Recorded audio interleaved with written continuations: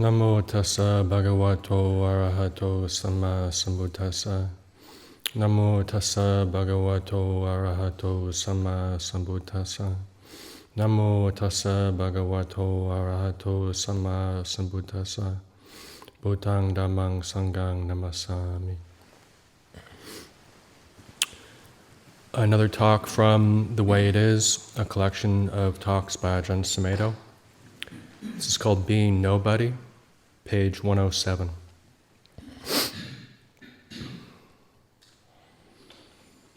Try to note the cessation or the ending of things in little ways by paying special attention to the ending of the out-breath.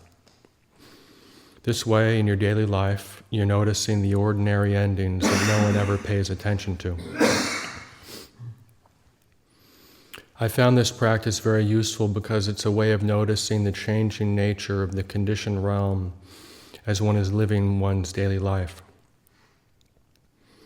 As I understand it, it was to these ordinary states of mind that the Buddha was pointing, not to the special, highly developed, concentrated states. The first year that I practiced, I was on my own and I could get into highly developed, concentrated states of mind, which I really enjoyed. Then I went to Wat Pah Pong, where the emphasis was on the way of life in accordance with Vinaya discipline and a routine. There, one always had to go out on alms round every morning and do the morning chanting and evening chanting. If you were young and healthy, you were expected to go on these very long alms rounds. They had shorter ones that the old feeble monks could go on.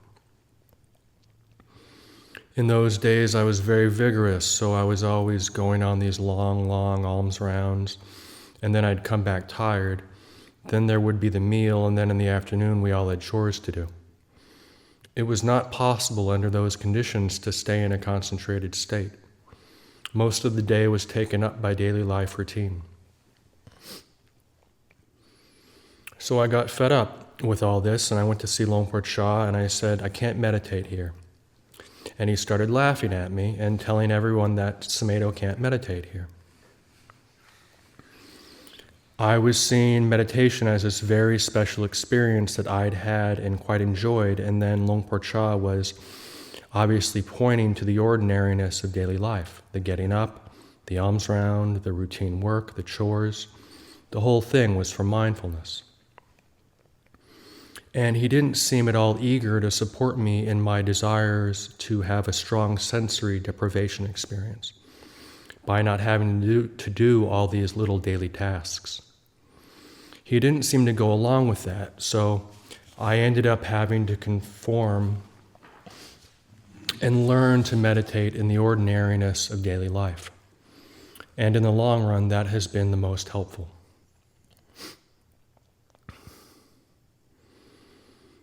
It has not always been what I wanted because one wants the special.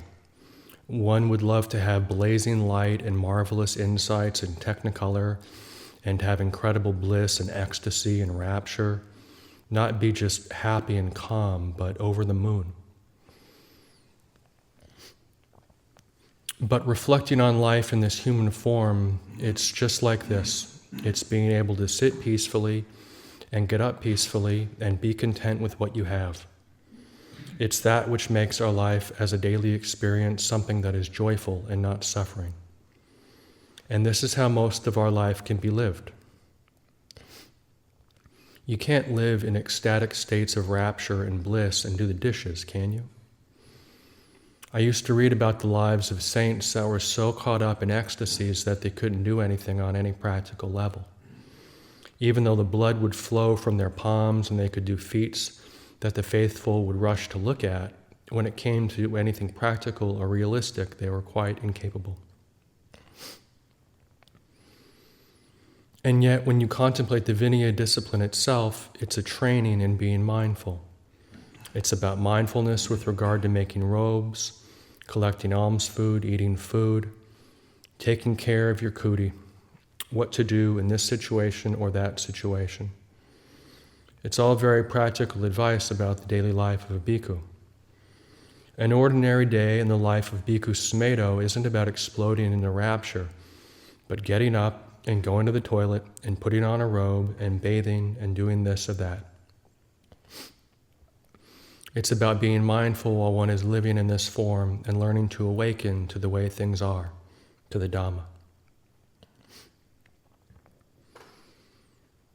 It's why whenever we contemplate cessation, we're not looking for the end of the universe, but just the exhalation of the breath, or the end of the day, or the end of the thought, or the end of the feeling.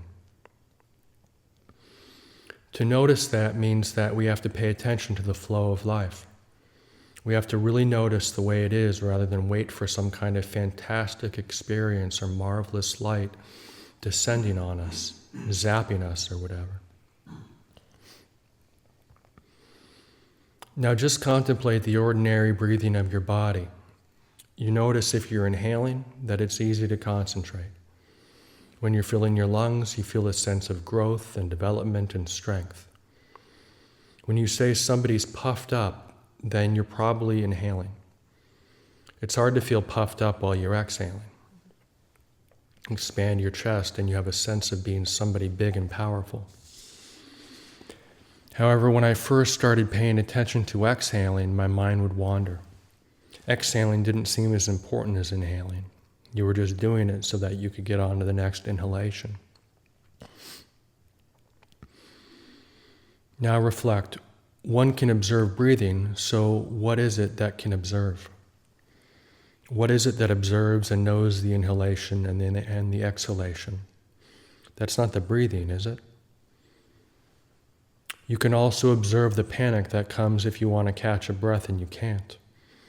But the observer, that which knows, is not an emotion, not panic-stricken, is not an exhalation or an inhalation.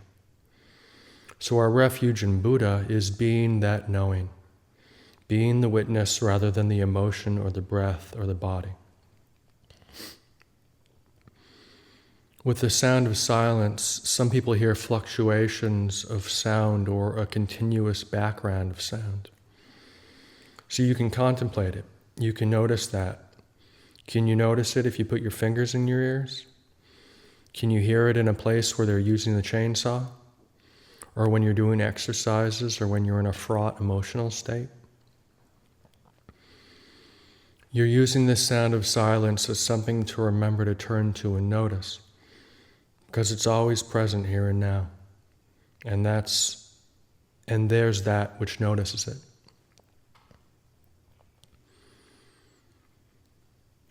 There's the desire of the mind to call it something, to have a name for it, have it listed as some kind of attainment or project, or project something onto it. Notice that. The tendency of wanting to make it into something. Somebody said it's probably just the sound of your blood circulating in your ears, and somebody else called it the cosmic sound, the bridge to the divine. That sounds nicer than the blood in your ears. It might be the sound of the cosmos, or it might be that you've got an ear disease. But it doesn't have to be anything. It's what it is. It's as that. Whatever it is, it can be used as reflection because when you're with that, there's no sense of self. There is mindfulness. There is the ability to reflect.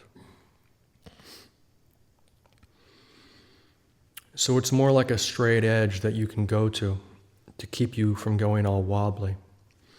It's something you can use to compose yourself in daily life, when you're putting on your robes, when you're brushing your teeth, when you're closing a door, when you're coming into the meditation hall, when you're sitting down. So much of daily life is just this habitual because we aim at what we consider to be the important things of life, like the meditation. So walking from where you live to the meditation hall can be a totally heedless experience, just a habit, clump, clump, clump, slam, bang. Then you sit here for an hour trying to be mindful. This way you begin to see a way of being mindful and bringing mindfulness to the ordinary routines and experiences of life. I have a nice little picture in my room that I'm very fond of this old man with a coffee mug in his hand. looking out the window into an English garden with the rain coming down. The title of the picture is Waiting. It's how I think of myself. An old man with my coffee mug sitting there at the window, waiting, watching the rain or the sun or whatever. I don't find that a depressing image, but rather a peaceful one. This life is just about waiting, isn't it? We're waiting all the time, so we notice that.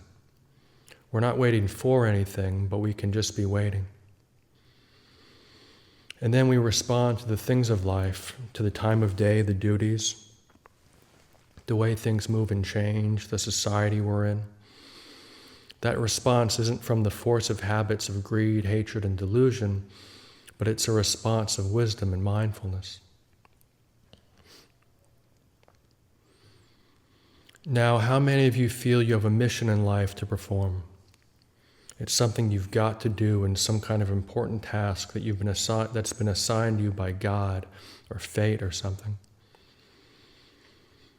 People frequently get caught up in that view of being somebody who has a mission, who can just be with the way things are, so that it's just the body that grows old, gets old and dies, breathes, and is conscious.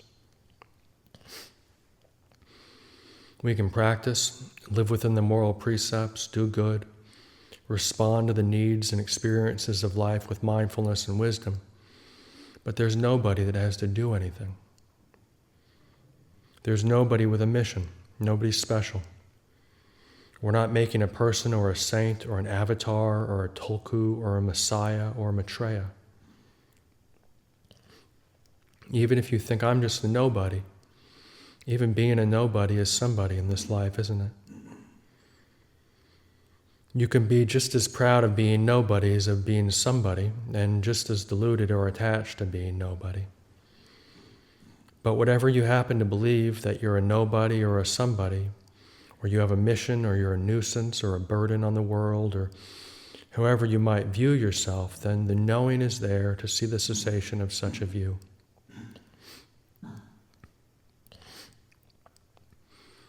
Views arise and cease, don't they? I'm somebody, an important person who has a mission in life. That arises and ceases in the mind. Notice the ending of being somebody important or being nobody or whatever. It all ceases, doesn't it? Everything that arises ceases, so there's a non-grasping of the view of being somebody with a mission or being nobody. There's the end of that whole mass of suffering, of having to develop something, become somebody, change something, set everything right, get rid of all your defilements or save the world. Even the best ideals, the best thoughts can be seen as dhammas that arise and cease in the mind. Now, you might think that this is a barren philosophy of life because there's a lot more heart and feeling in being somebody who's going to save all sentient beings. People with self-sacrifice who have missions and help others and have something important to do are an inspiration.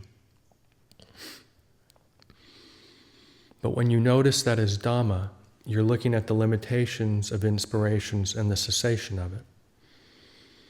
Then there's the Dhamma of those aspirations and actions rather than somebody who has to become something or has to do something.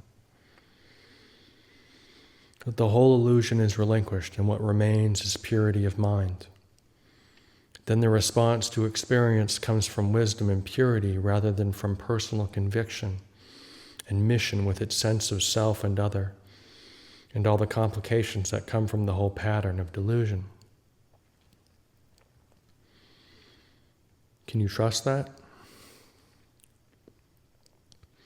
Can you trust in just letting everything go and cease and not being anybody and not having any mission? Not having to become anything? Can you really trust in that, or do you find it frightening, barren, or depressing? Maybe you really want inspiration.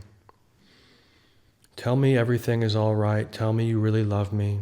What I'm doing is right, and Buddhism is not just a selfish religion where you get enlightened for your own sake.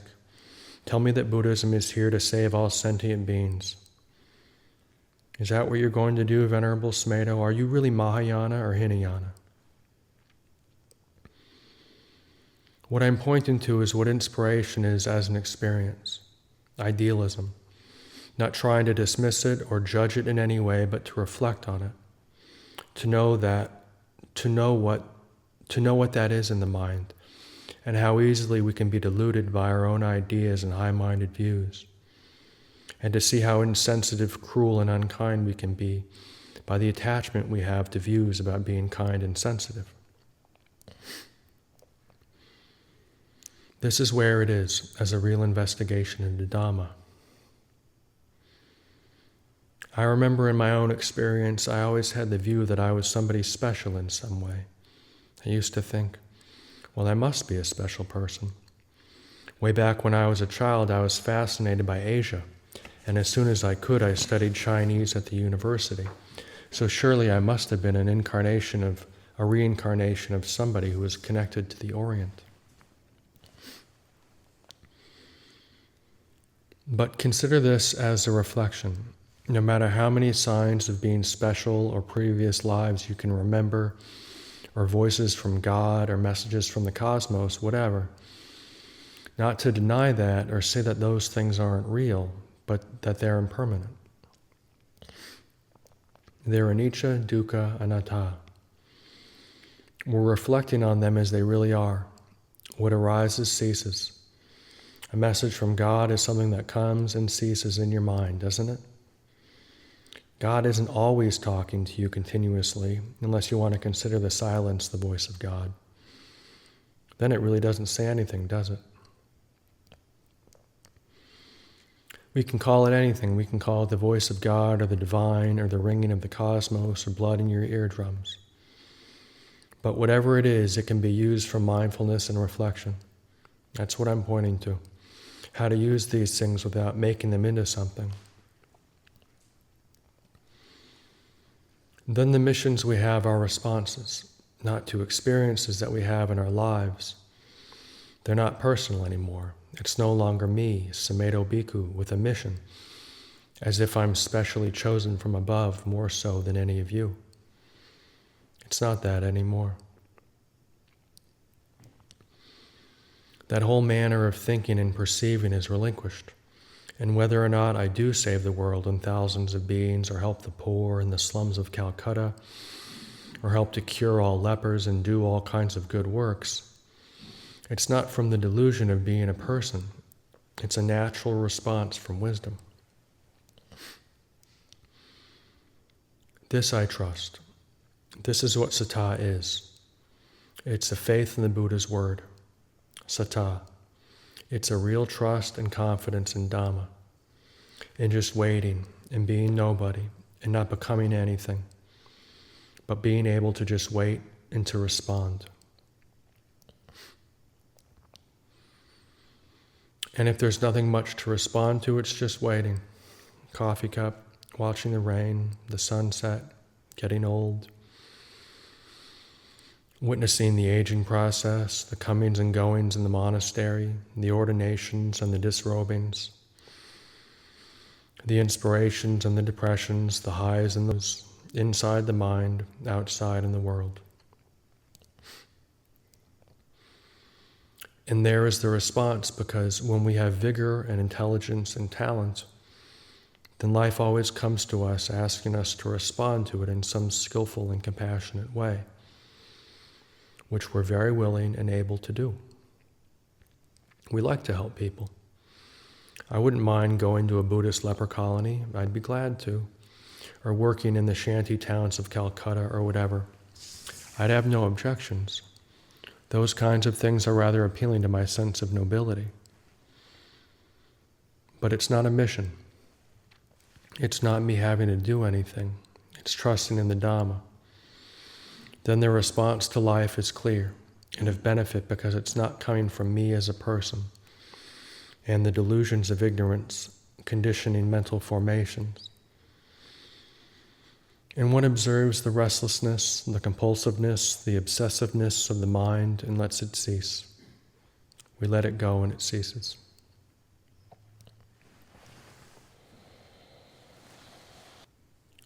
Lumpur, do you have a sense if, from knowing Lumpur Sumedho early on, as his teaching developed and sort of basically found its sort of track at a certain point, was he, and you might not even know the answer, was he sort of teaching different things? Was he contemplating different things? And then there was some sort of gradual shift or sharp shift into what he ended up sort of taking as his focus? Not a sharp shift, but it was more like a, because he was very, how do you say, traditional in his use of the different teachings and say structures of that. Also, I mean, he's always relied on the Four Noble Truths. I mean, that's always been. That goes way back to, because his first year as a novice, that was the book that he read and reread and read again, and was it Nyantiloka's? It's just a short book. I remember him saying one time that it was the only thing he had available.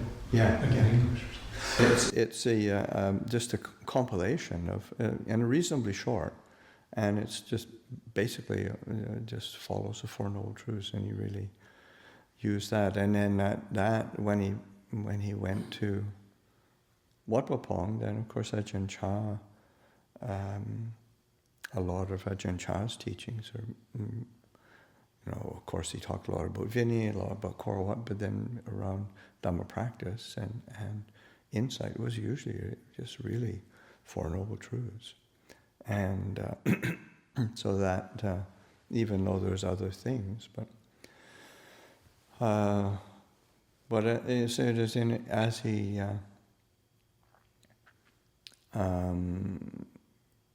let's see, it was in, and I think it, kind of gradually sort of grew, coalesced, got more and more solid in the sense of the that theme of now is the knowing. There were years where he started every Dhamma talk. The past is already left behind, the future is unknown. Now is the knowing. And, so really emphasizing the quality of awareness and knowing. So it's really grown around that. He's always been reflective and investigating, and it's very much his nature, and with a very broad. He had quite a classical education, and grew up in the church, but always dissatisfied with that. So that's just that clarity of the Buddha's teachings around. That's it. Suffering, ending of suffering, knowing, the liberating quality of awareness. It's been that it's got increasingly, say, simple and clear for him.